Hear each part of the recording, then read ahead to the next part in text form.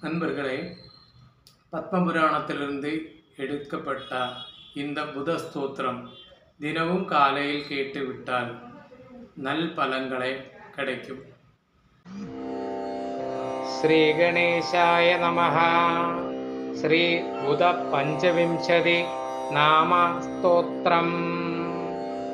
बुधो बुद्धिमतां श्रेष्ठो बुद्धिदाता धनप्रदः प्रियङ्गो कलिकाश्यामा कञ्चनेत्रो मनोहरा ग्रहोपमो रौहिणेयो नक्षत्रेशोदयाकरा विरुद्धकार्यहन्ता च सौम्यो बुद्धिविमर्दना चन्द्रात्मजो विष्णुरूपी ज्ञानिज्ञो ज्ञानिनायका ग्रहपीडाहरो तारा पुत्रधान्या पशुप्रदा लोकप्रिया सौम्यमूर्तिर्गुणतो गुणिवत्सला पञ्चविंशति नामानि उदसहितानि यः पठेत् स्मृत्वा पदं सदा तस्य पीडा सर्वा विनश्यति तद्दिने वा पठतेयस्तु लभते समनोगतं.